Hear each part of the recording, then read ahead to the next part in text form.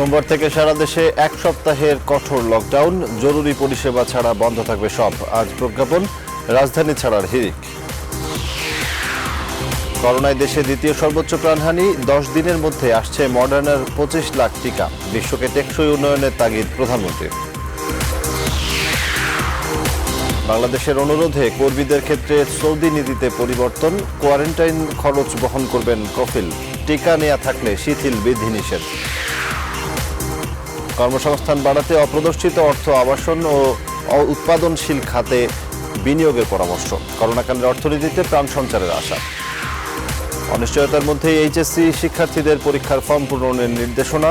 উচ্চশিক্ষায় 1623 কোটি টাকা ঋণ দেবে বিশ্বব্যাংক। ভূমধ্যসাগর থেকে উদ্ধার 264 অভিবাসী বাংলাদেশি। নিয়ে যাওয়া হচ্ছে লিবিয়াতে, দেশে ফিরিয়ে আনতে চেষ্টা চলছে, জানালেন পররাষ্ট্রমন্ত্রী। আজ জিপিএলে অলিখিত ফাইনাল, লড়বে আবাহনী ও প্রাইম ব্যাংক। দীর্ঘ বিরতির পর শুরু হচ্ছে বিপিএল ফুটবল, মাঠে নামছে বসুন্ধরা কিংস।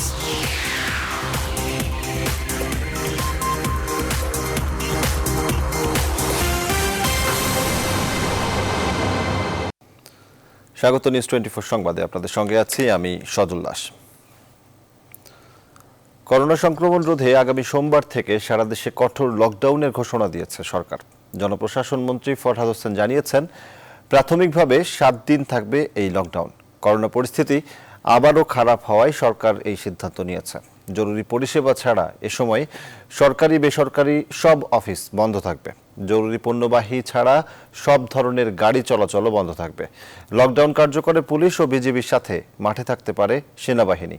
বিশেষজ্ঞরা বলছেন, নিম্ন আয়ের মানুষের খাবারের ব্যবস্থা না করলে লকডাউন বাস্তবায়ন অসম্ভব। বিস্তারিত অন্তরা বিশ্বাসের রিপোর্টে। লকডাউনের মাঝেও সাধারণ মানুষের বাড়ি যাওয়ার বাঁধ ভাঙা জোয়ার ছিল গেল ঈদে। কঠোর বিধিনিষেধ থাকলেও অনেকেই তা মানেননি। পরে বাড়তে থাকে সংক্রমণ, বাড়তে থাকে মৃত্যুর সংখ্যা। বর্তমানেও বিধিনিষেধ চরমভাবে উপেক্ষিত। এ পরিস্থিতিতে বুধবার রাতে কোভিড-19 সংক্রান্ত জাতীয় কারিগরি পরামর্শ কমিটি তাদের 38তম সভায় দেশে 14 দিনের শাটডাউন দেওয়ার সুপারিশ করে। শুক্রবার রাতে সরকার ঘোষণা দেয় কঠোর লকডাউনের। সোমবার থেকে এই লকডাউন কার্যকর হবে 1 সপ্তাহের জন্য। আগামী 1 সপ্তাহের জন্য 28 তারিখ থেকে 1 সপ্তাহের জন্য আমরা এই কঠোর বিধিনিষেধ দেব। এরপরে প্রয়োজন হলে সেটা আমরা বাড়াবো, কঠোরভাবে যাতে করে সকলে প্রতিপালন করে সেই জন্য আমরা সেখানে বেশ কড়াকড়ি থাকবে। সেই জন্য পুলিশ থাকবে, আপনার বিজিবি থাকবে, সেনাবাহিনীও থাকতে পারে। এ সময় জরুরি সেবা ছাড়া সরকারি বেসরকারি অফিস বন্ধ থাকবে। এছাড়াও বন্ধ থাকবে জরুরি পণ্যবাহী ছাড়া সব প্রকার যানবাহন। অ্যাম্বুলেন্স ও চিকিৎসা সংক্রান্ত কাজে শুধু যানবাহন চলাচল করতে পারবে। জরুরি কারণ ছাড়া বাইরে কেউ বের হতে পারবেন না, তবে গণমাধ্যম এর আওতা মুক্ত থাকবে। এ বিষয়ে বিস্তারিত আদেশ নিয়ে শনিবার 26 জুন মন্ত্রিপরিষদ বিভাগ থেকে প্রজ্ঞাপন জারি করা হবে। বিশেষজ্ঞদেরও পরামর্শ, করোনা সংক্রমণ রোধে বিধিনিষেধ কঠোরভাবে পালনের বিকল্প নেই। মানুষ যদি ঘরে আবদ্ধ থাকে, অফিস আদালত বন্ধ থাকে, গণপরিবহন বন্ধ থাকে, দোকানপাট বন্ধ থাকে, তাহলে যেটা হবে যে আমরা সংক্রমণের যে শৃঙ্খলটা সেটাকে ভাঙতে পারবো। সাধারণ জনকে সম্পৃক্ত না করে, নিরন্ন ক্ষুধার্ত মানুষের জন্য খাবারের বিষয়টি নিশ্চিত না করে যদি লকডাউন বাস্তবায়নে সেনাবাহিনীকেও নামানো হয়, তাতেও কোনো কার্যকর ফল বয়ে আসবে বলে আমাদের মনে হয় না। গেল 14 থেকে 21 এপ্রিল পর্যন্ত কঠোর বিধিনিষেধ দিয়ে সর্বাত্মক লকডাউন শুরু হয়। পরে তা বাড়িয়ে 15 জুলাই পর্যন্ত করা হয়। অন্তরা বিশ্বাস, নিউজ 24, ঢাকা। লকডাউনের ঘোষণায় ঢাকা ছাড়ার হিড়িক বাড়ছে। রাজধানীর আব্দুল্লাহপুর থেকে সহকর্মী প্লাবন রহমান সরাসরি যুক্ত হচ্ছেন। প্লাবন, কি অবস্থা দেখছেন আব্দুল্লাহপুরে? মানুষের ঢাকা ছাড়ার প্রবণতা কতটুকু চোখে পড়ছে? প্লাবন।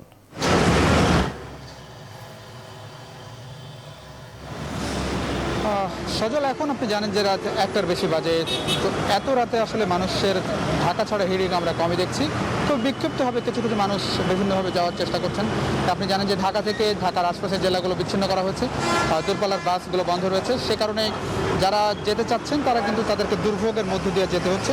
একটু দেখাতে চাই, এখানে অটোরিকশা, সিএনজি এবং মোটরসাইকেল রয়েছে। একরকম স্ট্যান্ড আছে আবদুল্লাপুরের এখানে, যেটা দিয়ে গাজীপুর দিয়ে উত্তরবঙ্গের দিকে যাওয়া সম্ভব, আশুলিয়া দিয়েও যাওয়া সম্ভব। তো এইখানে আমরা দেখতে পাচ্ছি মাঝে মধ্যে কয়েকজন মানুষ আসছেন এবং তারা যাওয়ার চেষ্টা করছেন। তবে যেটি হচ্ছে আসলে দূরপাল্লার বাস বন্ধ থাকার কারণে তাদেরকে ছোট ছোট যানবাহনে ভেঙে ভেঙে যেতে হচ্ছে এবং সেখানে অনেক বেশি ভাড়া তাদেরকে গুনতে হচ্ছে। যেটি মূল উদ্দেশ্য ছিল ঢাকা থেকে আশপাশের জেলাগুলোকে বিচ্ছিন্ন করার, যানবাহন বন্ধ করার মধ্য দিয়ে, সেটি একরকম মানুষ থেকে মানুষকে কিন্তু বিচ্ছিন্ন করা যায়নি। যেটি মূল উদ্দেশ্য আপনার করোনা যাতে না ছড়ায়, সেটি করতে হলে মানুষ থেকে মানুষের সামাজিক দূরত্ব নিশ্চিত করা, মানুষ থেকে মানুষ বিচ্ছিন্ন করা, সেটি সম্ভব হয়নি এবং মানুষ কিন্তু যাওয়া আসা করছেই। এবং পাশাপাশি ঢাকায় আসলে প্রতিদিন এই আশপাশের জেলাগুলো থেকে যে 7টি জেলায় লকডাউন চলছে, যানবাহন, দূরপাল্লার যানবাহন বন্ধ করে দেওয়া হয়েছে ঢাকা থেকে এসব জেলায়। সেসব জেলা থেকে প্রতিদিন কর্মজীবী মানুষ চাকরি করেন, ঢাকায় কাজ করেন, সেসব মানুষ কিন্তু অনেক মানুষ আসে, লাখ লাখ মানুষ আসে। সে কারণে আপনি জানেন যে এই ঢাকায় তাদেরকে কিন্তু বাধ্য হয়ে আসতেই হচ্ছে, কারণ ঢাকার অফিস আদালত কিন্তু খোলা, দোকানপাট খোলা, শপিং মল খোলা। সেই জায়গায় যারা এখানে কর্মজীবী রয়েছেন এসব জেলার, তাদেরকে কিন্তু আসতেই হচ্ছে। তো সেই জায়গা থেকে দুর্ভোগটা কিন্তু আসলে মানুষের বেড়েছে। তবে এর মধ্যে যেটি আসার খবর যে সরকার শেষ পর্যন্ত কঠোর লকডাউনের দিকে যাচ্ছে, সোমবার থেকে সেই কঠোর লকডাউন বাস্তবায়নের কথা বলা হয়েছে, প্রজ্ঞাপনও জারি হবে আগামীকাল, সেই খবর দেওয়া হয়েছে। সেই কারণে কিছু কিছু মানুষ এখন বাড়ি ফেরার চেষ্টা করছে। দিনভর অনেক বেশি চাপ ছিল, তবে এখন এই রাতে মানুষের ঢাকা ছাড়ার চাপ কিন্তু আমরা কম দেখছি। এই ছিল মোটামুটি আমার কাছে আবদুল্লাপুর থেকে। সহকর্মী প্লাবন রহমান জানাচ্ছেন আবদুল্লাপুর থেকে। দেশে 24 ঘন্টায় করোনা ভাইরাসে 108 জনের মৃত্যু হয়েছে। গেল বছরের মার্চে করোনা সংক্রমণ শুরুর পর এটি একদিনে দ্বিতীয় সর্বোচ্চ মৃত্যুর ঘটনা। এর থেকে বেশি মৃত্যু হয়েছিল গেল 19 এপ্রিল, সেদিন মারা যান 112 জন। বৃহস্পতিবার বিকেলে স্বাস্থ্য অধিদপ্তরের সংবাদ বিজ্ঞপ্তিতে এসব তথ্য জানানো হয়। 24 ঘন্টায় করোনা শনাক্ত হয়েছে 5,869 জনের, মোট 27,653 জনের নমুনা পরীক্ষা করা হয়। পরীক্ষার বিপরীতে রোগী শনাক্তের হার দাঁড়িয়েছে 21.22%। 69 দিনের মধ্যে এটি সর্বোচ্চ শনাক্তের হার।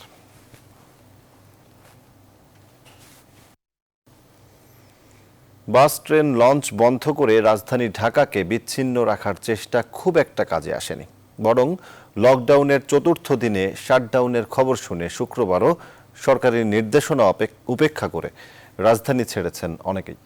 এদিকে মানুষের নানা অজুহাতে বিধিনিষেধ ঠিকমতো বাস্তবায়ন করা সম্ভব হচ্ছে না বলে জানায় গাজীপুর জেলার নির্বাহী ম্যাজিস্ট্রেট। বিস্তারিত তালুকদার বিপ্লবের রিপোর্টে। শুক্রবার সকাল 10টা, গাজীপুরের জয়দেবপুর ময়মনসিংহ সড়ক। যানবাহনের তেমন একটা চাপ নেই, তবে সরকার ঘোষিত লকডাউন উপেক্ষা করে মানুষের অবাধ চলাচল বেড়েছে। বেলা বাড়ার সঙ্গে সঙ্গে বিভিন্ন যানবাহন ও বাড়ি ফেরা মানুষের চাপ বেড়ে যায়। এসব নিয়ন্ত্রণে টঙ্গী এলাকায় চেকপোস্ট বসানো হয়। দেখি নিয়ে যাওয়া যায়। দেখি ঢাকা থেকে আমি আসছি, আবদুল্লাপুর এখানে নামা গেছে। বাজার পর্যন্ত কথা হয়েছিল, তো বাজার তো এখানে, বাজার পর্যন্ত নামাতে চাইছিলাম। লোক নিচ্ছি 10 জনের মতো। 10 জন কত করে যাচ্ছে? জি 500 টাকা করে। এখন বাড়িতে ইমার্জেন্সি কাজ যেতে হইব। চারপাশে দেখেন সবই তো খোলা, এখন যে কর্মস্থলে যাবে সে তো যাওয়ারই।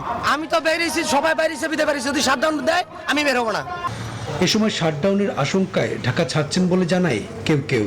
এই সময় কেউ ঘুরতে যায়, অফিসের কাজে যাবে। অফিসের কাজে? হ্যাঁ, যাচ্ছি আমি, সব ফ্যামিলি সব। শুক্রবার আমি গেছিলাম ঢাকা মেট্রোপলিটন হসপিটালে, আমার আম্মা গতকালকে রাতে স্ট্রোক করছে। মা অসুস্থ তো, টাকা নিয়ে আমার কাছে যাচ্ছি। কালকে বলে লকডাউন, তার জন্য তাড়াতাড়ি যাচ্ছি, এই ঈদের ছুটির জন্যই যাবো। হ্যাঁ, ঈদ করতে যাচ্ছি। তাড়াতাড়ি যাচ্ছেন কেন? এই তো পরে আরো সমস্যা হতে পারে, লকডাউনটা অলরেডি শুরু হয়ে গেছে। এ সময় গাজীপুর জেলার নির্বাহী ম্যাজিস্ট্রেট জানান, নানা অজুহাতে লকডাউনের বিধিনিষেধ বাস্তবায়ন সম্ভব হচ্ছে না। আমরা সরকারি নির্দেশনা মান্য করানোর জন্য আমরা যারা জরুরি পরিষেবা ছাড়া কেউ যাতে মুভ না করতে পারে, জনসাধারণের চলাচলের উপর যে নিষেধাজ্ঞা আছে সেটাই কার্যকর করার জন্য আমরা মাঠে আছি। ঢাকা ছাড়ার চিত্র শুধু আবদুল্লাপুর নয়, গাবতলী, সায়দাবাদ প্রান্তেও লক্ষ্য করা গেছে। তালুকদার বিপ্লব, নিউজ 24। ঢাকা। 7 থেকে 10 দিনের মধ্যে মডার্নার 25 লাখ ডোজ টিকা আসছে বলে জানিয়েছেন স্বাস্থ্যমন্ত্রী জাহিদ মালিক। তিনি জানিয়েছেন, কোভ্যাক্স থেকে এই সংক্রান্ত চিঠি স্বাস্থ্য মন্ত্রণালয় পেয়েছে। এই টিকা সংরক্ষণে প্রয়োজনীয় নির্দেশনাও দেওয়া হয়েছে। এই সময়ের মধ্যে চীন থেকেও টিকা পাওয়ার আশা করছেন স্বাস্থ্যমন্ত্রী।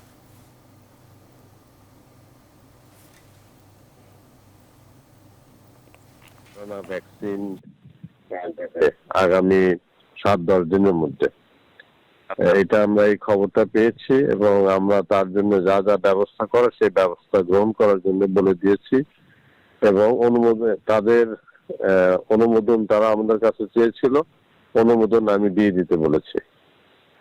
চীন থেকে কিছু ভ্যাকসিন আমরা পাওয়ার আশা করছি। প্রধানমন্ত্রী শেখ হাসিনা বলেছেন, কোভিড-19 মহামারীর কারণে বিশ্ব স্বাস্থ্য আজ সবচেয়ে বেশি সংকটের মুখোমুখি। মহামারীর কারণে ব্যাপক অর্থনৈতিক এবং সামাজিক ক্ষতির কারণে টেকসই উন্নয়ন অগ্রগতি কমে গেছে। এজন্য টেকসই উন্নয়নের কোনো বিকল্প নেই। জাতিসংঘের 5ম থিমেটিক সেশনে দেওয়া ভিডিও বার্তায় তিনি এসব কথা বলেন। The gravest global health crisis of our times due to the COVID-19 pandemic. The enormous economic and social disruption caused by the pandemic has slowed down the progress for sustainable development. Growing scarcity of clean drinking water, outbreak of diseases like cholera, typhoid, etc., reminds us of crucial need of water for peace and development. এখন থেকে সৌদিগামী কর্মীদের প্রাতিষ্ঠানিক কোয়ারেন্টাইনের খরচ বহন করবে দেশটিতে নিয়োগকারী ব্যক্তি ও প্রতিষ্ঠান। বাংলাদেশ সরকারের অনুরোধে সৌদি সরকার এমন সিদ্ধান্ত নিয়েছে। শুক্রবার রাতে নিউজ 24-কে বিষয়টি নিশ্চিত করেন বাংলাদেশে নিযুক্ত সৌদি আরবের রাষ্ট্রদূত ইউসেফ বিন আল দুহাইলান। এই সংক্রান্ত এক নোট ভার্বাল পররাষ্ট্র মন্ত্রণালয়ে পাঠিয়েছে সৌদি দূতাবাস। রাষ্ট্রদূত জানান, নতুন নিয়ম অনুযায়ী সৌদি নিয়োগকারী কর্মকর্তাই তার কর্মীর প্রাতিষ্ঠানিক কোয়ারেন্টিনের খরচ বহন করবেন, আর গৃহকর্মীদের কোয়ারেন্টিনের খরচ বহন করবেন সৌদির সংশ্লিষ্ট রিক্রুটিং এজেন্সি। এখন থেকে করোনা ভ্যাকসিন নেওয়া থাকলে কোনো কর্মীকে সৌদি গিয়ে প্রাতিষ্ঠানিক কোয়ারেন্টিনে থাকতে হবে না।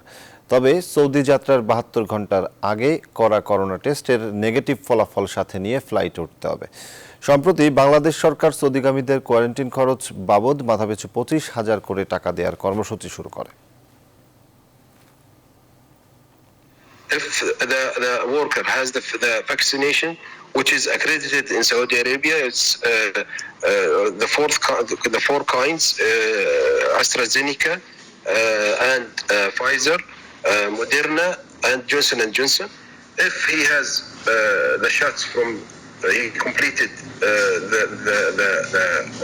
the shots, he can go without quarantine, but he should hold PCR 72 hours prior the arrival. করোনাকালে দেশের অর্থনীতিতে প্রাণ সঞ্চার এবং কর্মসংস্থানের প্রবাহ বাড়াতে অপ্রদর্শিত অর্থ, আবাসন, শেয়ার বাজার ও উৎপাদনশীল নানা খাতে বিনিয়োগের পরামর্শ দিয়েছেন ব্যবসায়ীরা। তাদের মতে, অপ্রদর্শিত অর্থ অর্থনৈতিক অঞ্চল ও শিল্প খাতে বিনিয়োগ হলে দেশ থেকে টাকা পাচার কমে আসবে, বাড়বে কর্মসংস্থানের সুযোগ। তবে এক্ষেত্রে যুগ যুগ ধরে নয়, সময় বেঁধে তা সুনির্দিষ্ট করা যেতে পারে বলে মত উদ্যোক্তা ও বিশ্লেষকদের। বিস্তারিত জানাচ্ছেন বাবু কামরুজ্জামান। 2021-22 অর্থ বছরের প্রস্তাবিত বাজেটে কালো টাকা সাদা করার সুযোগ দেওয়ার বিষয়ে নতুন করে কোনো ঘোষণা দেননি অর্থমন্ত্রী আহম মুস্তফা কামাল। তবে আয়কর অধ্যাদেশের 19 ধারা অনুযায়ী এনবিআরের কয়েকটি শর্ত মেনে এবং নির্দিষ্ট পরিমাণ কর ও জরিমানা দিয়ে কালো টাকা বা অপ্রদর্শিত অর্থ সাদা করা যাবে। অপ্রদর্শিত অর্থ উৎপাদনশীল খাতে বিনিয়োগ করা গেলে অর্থনীতিতে চাঙ্গা ভাব থাকবে এবং অর্থ পাচার কমে আসবে বলে মনে করছেন অনেক ব্যবসায়ীরা। তবে ঢালাওভাবে সারা জীবনের জন্য নয়, বরং নির্দিষ্ট সময় নির্ধারণের কথা বলছে এফবিসিসিআই। আর আবাসন ব্যবসায়ীদের সংগঠন রিহেব বলছে, মহামারীর এই সময়ে এই সুযোগ অব্যাহত থাকলে কমবে মুদ্রা পাচার। আগামী অর্থ বছরে যদি সেই সুযোগ রাখা হয়, তাহলে অবশ্যই এর বহুগুণ টাকা আমাদের অর্থনীতিতে ফেরত আসবে, যাতে আমাদের দেশ থেকে টাকাগুলো পাচার হয়ে না যায়। এই যে 15,000 কোটি টাকা আমাদের অর্থনীতিতে বিনিয়োগ হয়েছে, এই টাকাগুলো যদি বিনিয়োগ হওয়ার সুযোগ না হতো, তাহলে কিন্তু এই টাকাগুলো বিদেশে চলে যেত। ইকোনমিক জোনস গুলো আসছে, অনেকগুলো অ্যাভিনিউজ আসছে, বড় বড় অবকাঠামো হচ্ছে। এটা সুনির্দিষ্ট একটা সময়ের জন্য কোনো উৎপাদনশীল খাতে এই টাকাটা যদি ব্যয় করেন তাহলে দেশের উপকার হয়, অর্থনীতি চাঙ্গা হয় এবং একই সঙ্গে কর্মসংস্থানও হয়। হিসাব বলছে এখন পর্যন্ত অপ্রদর্শিত প্রায় 14,000 কোটি টাকা অর্থনীতির মূল স্রোতধারায় এসেছে, যেখান থেকে সরকার রাজস্ব পেয়েছে প্রায় 1,500 কোটি টাকা। কালো টাকা নিয়ে নানা মতবিরোধ থাকলেও বৈধ উপায়ে আয় করেছেন, কিন্তু কর দেয়নি। এমন অপ্রদর্শিত অর্থ কর পরিশোধ সাপেক্ষে কেউ বিনিয়োগ করতে চাইলে তা বিবেচনার কথা বলছেন সাবেক তত্ত্বাবধায়ক সরকারের এই উপদেষ্টা। তোমার একটা অ্যাপার্টমেন্ট আছে বিক্রি করেছো, রেজিস্ট্রেশন কস্ট ইজ হাই, সুতরাং তোমার দাম কম দেখাচ্ছে। বৈধভাবে উপার্জিত, কিন্তু টাকার অঙ্কটা যেটা ঘোষণা দেওয়া হচ্ছে সেটা আন্ডার স্টেটমেন্ট হচ্ছে। এইরকম কিছু ক্ষেত্রে হলে সেটাও সে একটা সীমা দেওয়া উচিত। আর এবং সেখানেও এই বছরের অ্যাপ্লিকেবল ট্যাক্স রেট এবং তার উপরে জরিমানা নিয়ে দেওয়া উচিত। মহামারীর এই সময়ে শিল্প, স্বাস্থ্যসহ অর্থনীতির নানা খাতে অপ্রদর্শিত অর্থ নিয়োগের সুযোগ অব্যাহত থাকলে বিনিয়োগ ও কর্মসংস্থানে গতি বাড়বে বলে মত ব্যবসায়ীদের। বাবু কামরুজ্জামান, নিউজ 24, ঢাকা। এদিকে করোনাকালে পরীক্ষা নিয়ে অনিশ্চয়তার মধ্যেই উচ্চ মাধ্যমিকের শিক্ষার্থীদের ফর্ম পূরণের নির্দেশনা দিয়েছে ঢাকা শিক্ষা বোর্ড। শিক্ষা বোর্ডের বিজ্ঞপ্তিতে শুক্রবার জানানো হয়, আগামী 29 জুন থেকে 11 জুলাইয়ের মধ্যে স্বাস্থ্যবিধি মেনে ফর্ম পূরণ করতে হবে। পরীক্ষার্থীদের সংখ্যা জানার জন্য শিক্ষার্থীদের ফর্ম পূরণের নির্দেশনা দেওয়া হয়েছে বলে জানিয়েছেন ঢাকা শিক্ষা বোর্ডের চেয়ারম্যান অধ্যাপক নেহাল আহমেদ। পরিস্থিতি খারাপ দিকে গেলে সময় বাড়ানো হবে, তবে বোর্ড নির্ধারিত ফির বাইরে কোনো শিক্ষা প্রতিষ্ঠান অতিরিক্ত অর্থ গ্রহণ করলে কঠোর শাস্তির হুঁশিয়ারিও দেন বোর্ড চেয়ারম্যান। মহামারীর কারণে গেল বছরের 17 মার্চ থেকে দেশের সব স্কুল কলেজ বন্ধ। কারা পরীক্ষার্থী তাদের তথ্যগুলো জানার জন্য কিন্তু আমাদের ফর্ম ফিল আপটা দেওয়া হচ্ছে। ফর্ম ফিল আপ না হলে তো আমরা বুঝবো না আমাদের কতজন পরীক্ষার্থীর জন্য আমাদের সার্টিফিকেট তৈরি করতে হবে, প্রশ্নপত্র তৈরি করতে হবে, এবং শাটডাউনের কথাও শোনা যাচ্ছে। যদি সেটা হয় আমরা পরবর্তী সময় বাড়িয়ে দেবো সময়। ফর্ম ফিল আপে আমরা বোর্ড নির্ধারিত যে টাকা উল্লেখ করা আছে এর বাইরে কোন শিক্ষা প্রতিষ্ঠান যদি নেওয়ার চেষ্টা করে তাহলে সেই শিক্ষা প্রতিষ্ঠানের বিরুদ্ধে আমরা কঠোরতম ব্যবস্থা নেব। বাংলাদেশের উচ্চশিক্ষা খাতের উন্নতি ও কোভিড-19 মোকাবিলার সামর্থ্য বাড়াতে $19.1 কোটি ঋণ অনুমোদন করেছে বিশ্বব্যাংকের নির্বাহী পরিচালকদের পরিষদ। বাংলাদেশি মুদ্রায় যার পরিমাণ 1,623 কোটি টাকা। শুক্রবার বিশ্বব্যাংকের ঢাকা অফিস থেকে পাঠানো এক প্রেস বিজ্ঞপ্তিতে এই তথ্য জানানো হয়। এছাড়া আফগানিস্তানের জন্য $18 মিলিয়ন অনুদান অনুমোদন করেছে বিশ্বব্যাংক। বাংলাদেশ ও ভুটানে নিযুক্ত বিশ্বব্যাংকের কান্ট্রি ডিরেক্টর বলেন, সামগ্রিক ভবিষ্যতের জন্য উচ্চশিক্ষা জরুরি, এর কোনো বিকল্প নেই।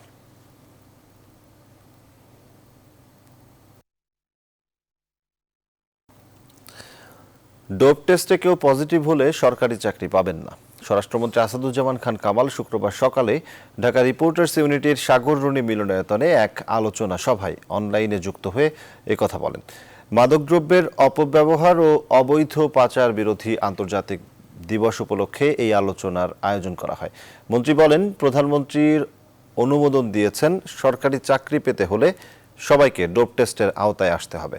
এছাড়া যারা সরকারি চাকরিতে যোগদান করেছেন তাদেরও ডোপ টেস্ট করাতে হবে। আলোচনায় মূল প্রবন্ধে জাতীয় মাদকদ্রব্য নিয়ন্ত্রণ অধিদপ্তরের উপদেষ্টা কমিটির সদস্য অধ্যাপক ডক্টর অনুব্রতন চৌধুরী বলেন, বাংলাদেশ মাদক উৎপাদনকারী দেশ না হলেও মাদকের অবৈধ প্রবেশের ফলে তরুণ সমাজ মাদকাসক্ত হয়ে পড়ছে। পাশাপাশি জনগণ সমাজ যাতে এগিয়ে আসে, এটার কুফল সম্বন্ধে আমাদের যুব সমাজকে তারা যেন বলে, তাহলে আমরা এই ভয়ানক সর্বনাশী নেশার থেকে আমরা পরিত্রাণ পাবো বলে আমরা বিশ্বাস। করোনাকালেও থেমে নেই সাগর পথে ইউরোপ পাড়ি। ভূমধ্যসাগর থেকে ভাসমান অবস্থায় 264 অভিবাসী বাংলাদেশিকে উদ্ধার করেছে তিউনিসিয়ার কোস্টগার্ড।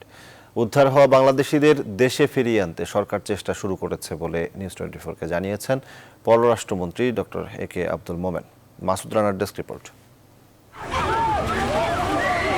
সাগর পথ দিয়ে গন্তব্যে যাওয়ার সম্ভাবনা খুবই কম, তবুও মানুষের ভাগ্য পরিবর্তনের আশায় ভূমধ্যসাগর জয় করার চেষ্টা চালিয়ে যাচ্ছেন।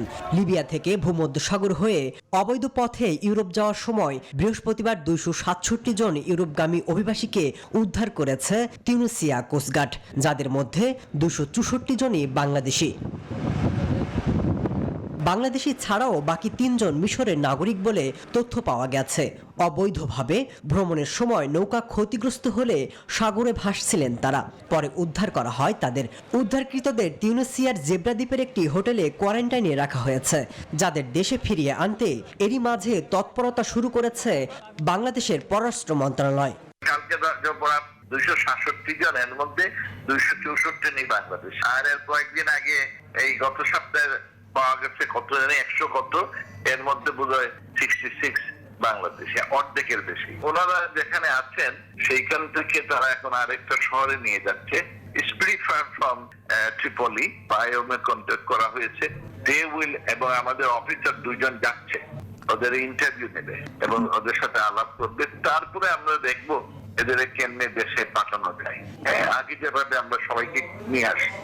IOM এর তথ্য অনুযায়ী লিবিয়া থেকে ভূমধ্যসাগর হয়ে অবৈধভাবে ইউরোপে প্রবেশের চেষ্টাকালে 2021 জানুয়ারি থেকে তিউনিসিয়ায় 1000-এর বেশি অভিবাসীকে আটক করা হয়েছে। দিনে দিনে এই সংখ্যা বাড়ছেই। আর নিশ্চিত বিপদ জেনেও এক শ্রেণীর মানুষ বারবার পা বাড়াচ্ছেন এই মৃত্যুকূপে।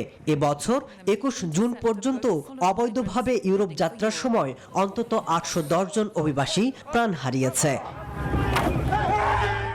মাসুদ রানা, নিউজ 24। সরকার পাকিস্তানি বাহিনীর মতোই জনগণের অধিকারগুলো খর্ব করছে বলে অভিযোগ করেছেন মির্জা ফখরুল ইসলাম আলমগীর। শুক্রবার রাতে এক ভার্চুয়াল আলোচনা সভায় বিএনপি মহাসচিব এই অভিযোগ করেন। বলেন, যারা ক্ষমতায় বসে আছেন জোর করে ক্ষমতা দখল করে একটা হানাদার বাহিনীর মতোই মানুষের অধিকারগুলোকে খর্ব করছেন। সরকার পরিকল্পিতভাবে স্বাধীনতার সত্য ইতিহাস বিকৃত করছে এমন অভিযোগ করে ফখরুল বলেন, তৈরি ইতিহাস আজকে জাতির সামনে নিয়ে আসছে। বলেন, বিএনপি সবসময় স্বাধীনতার পক্ষের শক্তি, রণাঙ্গনে যারা যুদ্ধ করেছে তাদের সংগঠিত দল।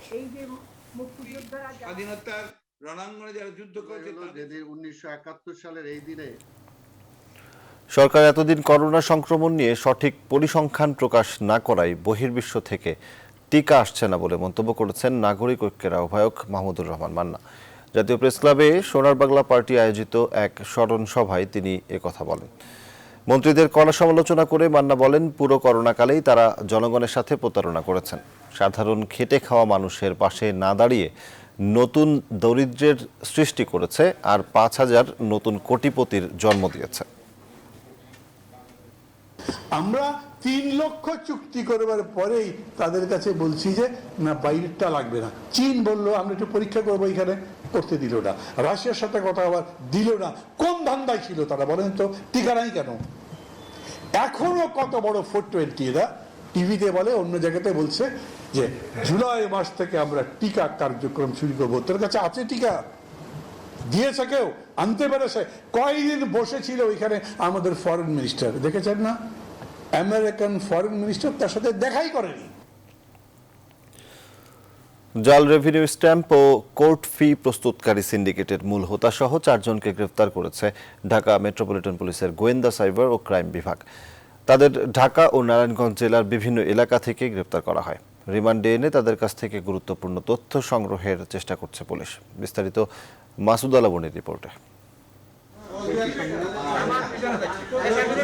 20,02,24,000 টাকা মূল্যের 13,40,000 জাল রেভিনিউ স্ট্যাম্প, 1,94,800 টাকা মূল্যের 19,480টি জাল কোর্ট ফি, জাল রেভিনিউ স্ট্যাম্প বিক্রির নগদ 3,60,00,000 টাকা সহ 4 জনকে গ্রেফতার করেছে পুলিশের গোয়েন্দা, সাইবার ও ক্রাইম বিভাগ। শুক্রবার দুপুরে ডিএমপির মিডিয়া সেন্টারে সংবাদ সম্মেলনে বিস্তারিত জানানো হয়। ডিবির প্রধান AKM হাফিজ আক্তার বলেন, তাদের রিমান্ডে নিয়ে আরো বিস্তারিত তথ্য সংগ্রহ করা হবে। স্ট্যাম্পের ক্ষেত্রে কিন্তু অফিস টু অফিসে যায়, সেটা এটা রেখে দেয়। বাট এটা মূল এটা হলো সরকারি রাজস্ব স্ট্যাম্প, যেটা হলো সরকারি রাজস্ব হারাচ্ছে ব্যাপক হারে। এই 4 প্রতারককে গ্রেফতারের সময় আরো জব্দ করা হয় বাংলাদেশ ডাক বিভাগের রসিদের কপি 300 পাতা, একটি বড় প্রেস মেশিন, 2টি cutting machine, die cutting machine, স্বর্ণালঙ্কার সহ আরো বিভিন্ন সরঞ্জাম। অবিকল মনে হয় যে দৃশ্যমানের যখন মনে হয় যে তখন এটা মনে হয় যে কাছাকাছি, কিন্তু এই দুটো ইউভি রে মেশিন ব্যবহার করা এবং ইউভি মেশিনের নিচে ধরলে জিওবিটা জলজল করে, আসরটা নকলটাই করবে না। আর আরেকটা হচ্ছে কালো কালো রেখা দৃশ্যমান হয়, নকল স্ট্যাম্পের ক্ষেত্রে কালো কালো রেখা দৃশ্যমান হয় না। কাজ করে যাচ্ছে। 24 ও 25 জুন ধারাবাহিক অভিযান চালিয়ে তাদের গ্রেফতার করা হয়। এ ঘটনায় মামলা হয়েছে মতিঝিল থানায়। স্ট্যাম্প ব্যবহার করা হয়। মাসুদা লাবনী, নিউজ 24, ঢাকা। এত খেয়াল করে না। আবারও করোনা প্রসঙ্গ। খুলনা বিভাগের সীমান্ত জেলাগুলো থেকে করোনায় মৃত্যুর খবর আসছে সবচেয়ে বেশি, বাড়ছে সেখানে শনাক্ত। বিভাগের অন্যতম প্রধান ভরসা যে 130 শয্যার খুলনা ডেডিকেটেড করোনা হাসপাতাল, সেখানে এই মুহূর্তের অবস্থা করুণ। পাশাপাশি জেনারেল হাসপাতালে 70 শয্যার ডেডিকেটেড হাসপাতালেও রোগীর চাপ সামলাতে হিমশিম খাচ্ছেন চিকিৎসকরা। শামসুজ্জামান শাহিনের তথ্যচিত্রে ডেস্ক রিপোর্ট। গেল কয়েকদিন ধরেই সীমান্তবর্তী উত্তর দক্ষিণ পূর্বাঞ্চলের অনেক জেলায় করোনা শনাক্ত ও মৃত্যুর হার বেড়েই চলেছে। খুলনায় প্রতিদিনই সংক্রমণ ও মৃত্যুর হার আগের দিনের রেকর্ড ছাড়াচ্ছে। খুলনা মেডিকেল কলেজ ডেডিকেটেড হাসপাতালে শয্যার চেয়েও বেশি রোগী ভর্তি আছে। শয্যা সংকট দেখা দেয়া মেঝেতেও চিকিৎসা নিতে বাধ্য হচ্ছেন অনেকে। রোগীর চাপ সামলাতে জেনারেল হাসপাতালে 70 শয্যার ডেডিকেটেড হাসপাতাল চালু করা হয়েছে। তারপরও অতিরিক্ত রোগীর চাপ সামলাতে হিমশিম খেতে হচ্ছে চিকিৎসকদের। চিকিৎসকরা বলছেন, অসচেতনতা এবং স্বাস্থ্যবিধি না মেনে অবাধে চলাফেরার কারণেই করোনা সংক্রমণ দ্রুত ছড়িয়ে পড়ছে। সাংঘাতিকভাবে রোগী যারা আসছেন তারা কিন্তু এই যে 143 জন সবাই মুমূর্ষু, অর্থাৎ কেউ সাধারণ রোগী না। আমরা ধারণা করছি এটা ভারতের ডেল্টা ভেরিয়েন্ট হওয়ার সম্ভাবনা সবচেয়ে বেশি। এদিকে সংক্রমণ নিয়ন্ত্রণে খুলনা নগর ও জেলায় লকডাউন কার্যকরে মাঠে রয়েছে পুলিশ। তারপরও সড়কে ব্যক্তিগত যানবাহন চলাচল করছে। পাড়া মহল্লায় চায়ের দোকান, হোটেল খোলা রয়েছে। স্বাস্থ্যবিধি উপেক্ষা করেই কারণে অকারণে ঘর থেকে বের হচ্ছেন অনেকে। ডাক্তার দেখাতে হবে অথবা টাকা জমা দিতে হবে বা বাজার করতে হবে, এইসব বিভিন্ন অজুহাত দেখিয়ে এরা বের হচ্ছে। আমরা আসলে প্রকৃতপক্ষে যাচাই করে তারপর আমরা ব্যবস্থা নিচ্ছি। যশোর, সাতক্ষীরা, বাগেরহাট এই একটা লুপের মধ্যে কিন্তু খুলনার অবস্থা। ভিন্ন সময়ে যে নির্দেশনাগুলো এগুলা প্রতিপালন করা আমাদের জন্য অবশ্যই একটা বড় চ্যালেঞ্জের। যদি আমরা এই মুহূর্তে সচেতন না হই, আমাদের জন্য হয়তো আরো ভয়াবহ অবস্থা বিরাজ করছে। এদিকে করোনা রোগীদের চিকিৎসা সেবা নিশ্চিতে 250 শয্যার কুষ্টিয়া জেনারেল হাসপাতাল শুক্রবার থেকে করোনা ডেডিকেটেড হাসপাতাল হিসেবে চালু করা হয়েছে। Desk report, news 24। হাতে কাজ নেই, নিত্যপণ্যের দামও ঊর্ধ্বমুখী। করোনার এই মহাসংকটকালে বসুন্ধরার খাদ্য সহায়তা হাতে পেয়ে লালমনিরহাটের অসহায় হতদরিদ্র মানুষের মুখে হাসি ফুটেছে। কালের কণ্ঠ শুভ সংঘের আয়োজনে খাদ্য সহায়তা কর্মসূচির তৃতীয় দিনে শুক্রবার লালমনিরহাটে 6 শতাধিক অসহায় মানুষের হাতে তুলে দেওয়া হয় খাদ্য সামগ্রী। রেজাউল করিম মানিকের তথ্যচিত্রে ডেস্ক রিপোর্ট। কালের কণ্ঠ শুভ সংঘের আয়োজনে খাদ্য সহায়তা কর্মসূচির তৃতীয় দিনে শুক্রবার লালমনিরহাটের 600 দুস্থ অসহায় মানুষের হাতে তুলে দেওয়া হয় খাদ্য সামগ্রী। এর মধ্যে ছিল 10 কেজি চাল, 2 কেজি আটা, 2 কেজি ডাল ও 1 লিটার সয়াবিন তেল। করোনার এই মহাসংকটে খাদ্য সহায়তা হাতে পেয়ে খুশি জেলার গরিব মানুষেরা। এ সময় তো কোনো কাজ কাম নাই, বসুন্ধরা এই ত্রাণটা দিল, ত্রাণটা দেওয়াতে গরিবের আমাদের খুব উপকার হইল। আমাদের কাজ কাম নাই, আমরা খাইতে পারি না। এখন আমরা বসুন্ধরা থাকি, আমাদের কয়েকদিন চাউল দিলে এইটি আমরা কয়েকদিন আমরা খাইতে পারবো। পানটা দেওয়াতে আমরা খুবই খুশি। আল্লাহ জানে ভালো করে। এখন এই ত্রাণ পেয়ে আমরা আরো ধন্যবাদ তোমাকে জানাই। ত্রাণ বিতরণ কর্মসূচির সূচনা করেন লালমনিরহাটের জেলা প্রশাসক আবু জাফর। এ সময় তিনি বসুন্ধরা গ্রুপের এই মানবিক উদ্যোগের প্রশংসা করেন। একটা মহৎ উদ্যোগ, আমি এই উদ্যোগকে স্বাগত জানাই এবং আশা করি তাদের এই উদ্যোগ অব্যাহত থাকবে। শুক্রবার দুপুরে জেলার কালীগঞ্জ উপজেলার চাপারহাট ডিগ্রি কলেজে বিতরণ করা হয় এই ত্রাণ। এ সময় আরো উপস্থিত ছিলেন কালীগঞ্জ উপজেলা নির্বাহী কর্মকর্তা আব্দুল মান্নান, উপজেলা চেয়ারম্যান মাহবুবুজ্জামান আহমেদ, কালের কণ্ঠের রংপুর ব্যুরো প্রধান স্বপন চৌধুরী, সিনিয়র সাংবাদিক AKM মইনুল হক সহ এলাকার গণ্যমান্য ব্যক্তিরা। Desk report, news 24। এবারে ফার্স্ট সিকিউরিটি ইসলামী ব্যাংক অর্থ বাণিজ্যের সংবাদ।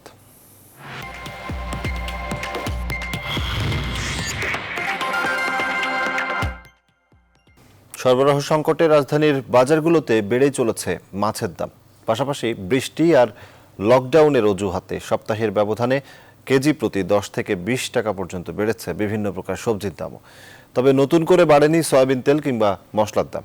ক্রেতারা বলছেন, সামনে কোরবানির ঈদ, তাই এখন থেকেই বাজার মনিটরিং বাড়ানোর কোনো বিকল্প নেই। সুলতান আহমেদ জানাচ্ছেন বিস্তারিত। কদিন ধরে এই দেশের বিভিন্ন প্রান্তে টানা বৃষ্টিতে ক্ষতি হয়েছে সবজি চাষিদের। কোথাও কোথাও সবজি পচে যাওয়ার নজিরও তৈরি হয়েছে। আবার করোনা মহামারীতে চলছে বিভিন্ন জেলায় লকডাউন। সব মিলে সরবরাহ বিঘ্নিত হওয়ায় চড়া সবজির দাম। যদিও বিক্রেতাদের দাবি দাম এখনও নিয়ন্ত্রণে রয়েছে। এই যে আপনার বেগুন আপনার 50 টাকা কেজি কিনে আমার 60 টাকা একদম কম পক্ষে ব্যস্ত হবে। আপনার লাউ একটা 50 টাকা কিনে একদম 60 টাকা ব্যস্ত আছে। বর্ষাকালে নষ্ট হয়, এটার দাম বাড়তে পারে। তারপর যেগুলো মনে করেন ইনপুটের মাল, ওগুলোর দামও তো বাইরে গেছে, ওগুলো তো সিন্ডিকেট। নদী নালা খাল বিলে আসতে শুরু করেছে বর্ষার পানি। এই সময়ে প্রতি বছরই থাকে মাছের সংকট। এবছর সংকটটা আরেকটু বেশি। রাজধানীর বিভিন্ন বাজারে দেখা নেই নদী কিংবা বিলের মাছের, ফলে চাষের মাছের দামও চড়া। কেজিতে আপনার 50 টাকা 60 টাকা বেশি পড়ে। আর ইলিশ মাছটা অত্যাধিক। এই চিংড়ি আনতাম 500 টাকা, কিনে আনি 550 580 টাকা। তাহলে আমাদের একটু লাগবে তো 20 টাকা লাভ নাকি? এই যে রুই মাছের এই দাম বেশি। তবে নতুন করে অস্বস্তি বাড়েনি মাংসের দামে। গরুর মাংস বিক্রি হচ্ছে 580 থেকে 600 টাকা কেজি দরে। অন্যদিকে কিছুটা কমেছে দেশি মুরগির দাম। কুরবানির সিজন, এই কুরবানির সিজনে তো এখন গরু অনেকে বিক্রি করে না। দেশি মুরগির দাম এখন কেজি হচ্ছে 450 থেকে 500 টাকা, আর ব্রয়লার হচ্ছে আপনার 150 টাকা কেজি। বৃষ্টির অজুহাতে কিছুটা বেড়েছে অতি প্রয়োজনীয় আলুর দাম, বেড়েছে আদার দামও। তবে মশলার দাম অপরিবর্তিত রয়েছে বলে জানালেন বিক্রেতারা। শুধু আদার দাম একটু বাড়ছে, কেজিতে 10-20 টাকা বাড়ছে, এরকম কিছু না, আর সবই ঠিক আছে। প্রতি বছর কোরবানির ঈদ এলেই মশলার দাম নিয়ে কারসাজির চেষ্টা করে এক শ্রেণীর ব্যবসায়ী। এবছর তাদেরকে আগে থেকেই নিয়ন্ত্রণের দাবি করছেন ক্রেতারা। সুলতান আহমেদ, নিউজ 24, ঢাকা। যুক্তরাষ্ট্রের ফ্লোরিডা অঙ্গরাজ্যের মিয়ামিতে 12 তলা ভবনের একাংশ ধসের ঘটনায় এখন পর্যন্ত 4 জনের লাশ উদ্ধার করা হয়েছে। ধ্বংসস্তূপের নিচে 1.5 শতাধিকের বেশি চাপা পড়ায় বহু হতাহতের আশঙ্কা করা হচ্ছে। মিয়ামি দাদে কাউন্টির 12 তলা বিশিষ্ট আবাসিক ভবনটি ধসে পড়ায় মুহূর্তেই পুরো এলাকায় আতঙ্ক ছড়িয়ে পড়ে। তাৎক্ষণিকভাবে ঘটনাস্থলে পৌঁছায় দমকল বাহিনীর 80টি গাড়ি। বেশ কয়েকজনকে জীবিত উদ্ধার করা হয়েছে। এখনও অব্যাহত রয়েছে উদ্ধার কাজ। নিরাপত্তার স্বার্থে আশপাশ থেকে বাসিন্দাদের সরিয়ে নেওয়া হয়েছে। 1980 সালে নির্মিত হয়েছিল ভবনটি।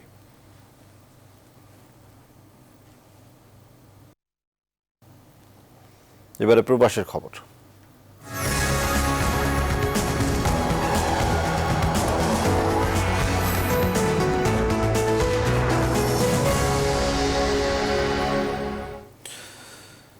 বাংলাদেশ আওয়ামী লীগের 72তম প্রতিষ্ঠাবার্ষিকী উপলক্ষে আলোচনা সভা ও দোয়া মাহফিলের আয়োজন করে বাংলাদেশ আওয়ামী লীগ কেন্দ্রীয় কমিটি লেবানন শাখা।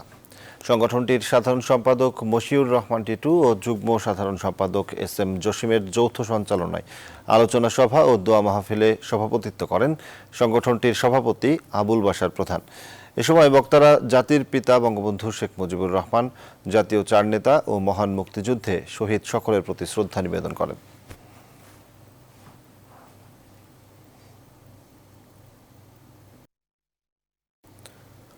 মাল্টায় নবনিযুক্ত বাংলাদেশের হাই কমিশনার সে দেশের রাষ্ট্রপতি ভবন সান অ্যান্টন প্যালেসে রাষ্ট্রপতি ডক্টর জর্জ ভেলার কাছে অনাবাসী হাই কমিশনার হিসেবে পরিচয়পত্র পেশ করেছেন। এ সময় হাই কমিশনারের সহধর্মিণী রেবেকা সুলতানা এবং দূতাবাসের কাউন্সিলর মোহাম্মদ খালেদ উপস্থিত ছিলেন। এথেন্সে বাংলাদেশ দূতাবাসের এক সংবাদ বিজ্ঞপ্তিতে জানানো হয়, পরিচয়পত্র পেশের পর মাল্টার রাষ্ট্রপতি ডক্টর জর্জ ভেলার সাথে হাই কমিশনার একান্ত বৈঠক অনুষ্ঠিত হয়। এ সময় হাইকমিশনার মাল্টার রাষ্ট্রপতিকে বাংলাদেশের রাষ্ট্রপতি মোহাম্মদ আব্দুল হামিদ এবং প্রধানমন্ত্রী শেখ হাসিনার শুভেচ্ছা পৌঁছে দেন। কুয়েতে বৃহত্তর নোয়াখালী জাতীয়তাবাদী ফোরাম কুয়েত আহ্বায়ক কমিটির মত বিনিময় ও পরিচিতি সভা অনুষ্ঠিত হয়েছে। সংগঠনের আহ্বায়ক মোহাম্মদ শফিকুল ইসলামের সভাপতিত্বে অনুষ্ঠানে প্রধান অতিথি হিসেবে উপস্থিত ছিলেন ফোরামের প্রধান উপদেষ্টা মোহাম্মদ মাইনুদ্দিন। সদস্য সচিব আব্দুল কাদেরের সঞ্চালনায় অতিথি হিসেবে উপস্থিত ফোরামের উপদেষ্টা মনির হোসেন, আব্দুল হাই সহ আরও অনেকে। এ সময় মোহাম্মদ শফিকুল ইসলাম আহ্বায়ক ও আব্দুল কাদেরকে সদস্য সচিব করে 151 সদস্য বিশিষ্ট আহ্বায়ক কমিটি ঘোষণা করা হয়।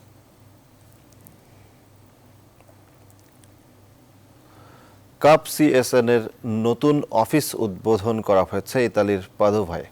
কাপ CSN এর নিজস্ব তত্ত্বাবধানে এই অফিসের যাত্রা শুরু করল। যার মাধ্যমে প্রবাসী বাংলাদেশি সহ অন্যান্য দেশের নাগরিকরা ইতালিয়ান আইনি সহায়তা সহ বিভিন্ন অফিসিয়াল কাজগুলো খুব সহজেই করতে পারবেন। উদ্বোধনী অনুষ্ঠানে উপস্থিত ছিলেন CSN এর পরিচালক ও প্রশিক্ষক পলাশ হাওলাদার।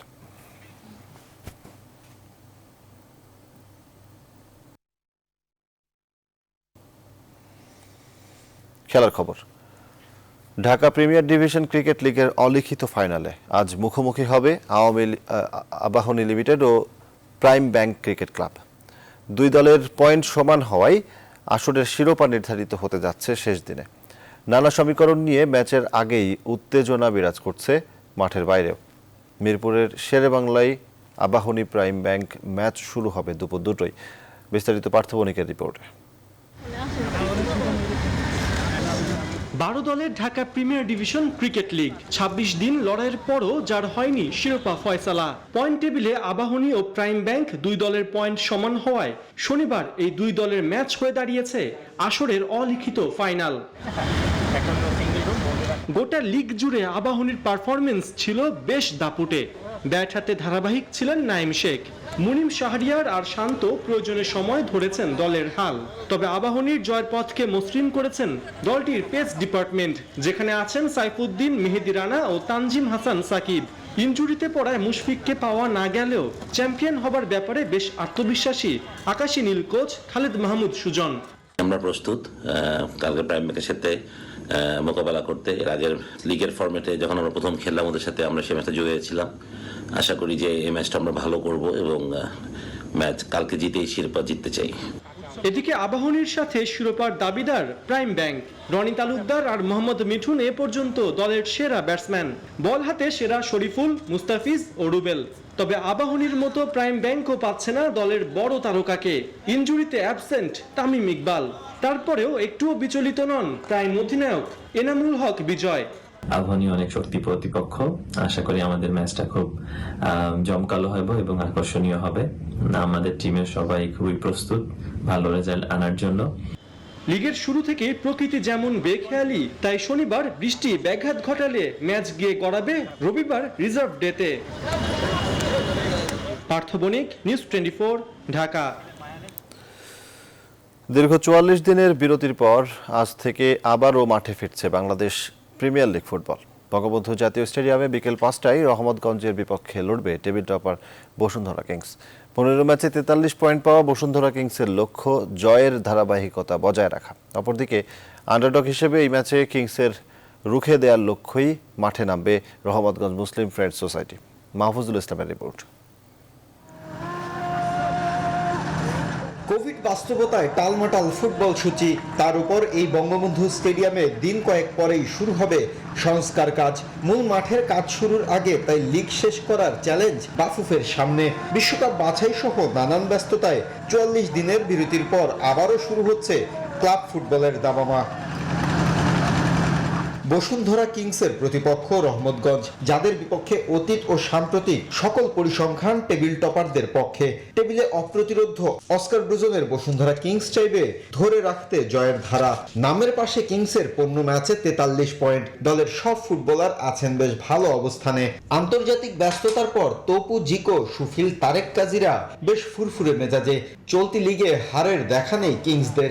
নতুন শুরুর আগে এটি দলের জন্য বাড়তি অনুপ্রেরণা। We are going to give continuity to the work of we are doing throughout the season. I think that the guys got the best results possible. So in particular in these last 3 weeks, we are working well in the camp and adjusting to the new conditions of the rainy season.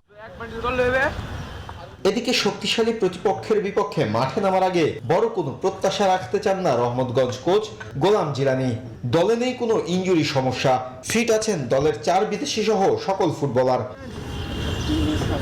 Table টপারদের বিপক্ষে মাঠে নামার আগে শেষ 5 ম্যাচের অতীত খুব একটা সুখকর নয় দলটির। 2 হার 2 ড্র, এর সঙ্গে জয় মাত্র 1টি। হেড টু হেডে কিংসের বিপক্ষে সব মিলিয়ে 6 দেখায় জয়ের দেখা নেই জিলানির শিষ্যদের।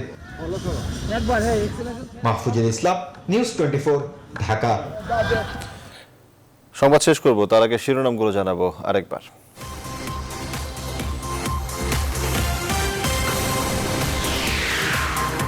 সোমবার থেকে সারা দেশে এক সপ্তাহের কঠোর লকডাউন, জরুরি পরিষেবা ছাড়া বন্ধ থাকবে সব। আজ প্রজ্ঞাপন, রাজধানী ছাড়ার হিড়িক। করোনায় দেশে দ্বিতীয় সর্বোচ্চ প্রাণহানি, 10 দিনের মধ্যে আসছে মডার্নার 25 লাখ টিকা। বিশ্বকে টেকসই উন্নয়নের তাগিদ প্রধানমন্ত্রী। বাংলাদেশের অনুরোধে কর্মীদের ক্ষেত্রে সৌদি নীতিতে পরিবর্তন, কোয়ারেন্টিন খরচ বহন করবে কফিল, টিকা নেওয়া থাকলে শিথিল বিধিনিষেধ। কর্মসংস্থান বাড়াতে অপ্রদর্শিত অর্থ আবাসন ও উৎপাদনশীল খাতে বিনিয়োগের পরামর্শ, করোনাকালীন অর্থনীতিতে প্রাণ সঞ্চারের আশা। অনিশ্চয়তার মধ্যেই এইচএসসি শিক্ষার্থীদের পরীক্ষার ফর্ম পূরণের নির্দেশনা, উচ্চশিক্ষায় 1623 কোটি টাকা ঋণ দেবে বিশ্বব্যাংক। ভূমধ্যসাগর থেকে উদ্ধার 264 অভিবাসী বাংলাদেশি, নিয়ে যাওয়া হচ্ছে লিবিয়াতে, দেশে ফিরিয়ে আনতে চেষ্টা চলছে জানালেন পররাষ্ট্রমন্ত্রী। এবং আজ জিপিএলে অলিখিত ফাইনাল, লড়বে আবাহনী ও প্রাইম ব্যাংক। দীর্ঘ বিরতির পর শুরু হচ্ছে বিপিএল ফুটবল, মাঠে নামছে বসুন্ধরা কিংস। নিউজ 24 সংবাদে পর্যন্ত এতক্ষণ সাথে থাকায় ধন্যবাদ সবাইকে।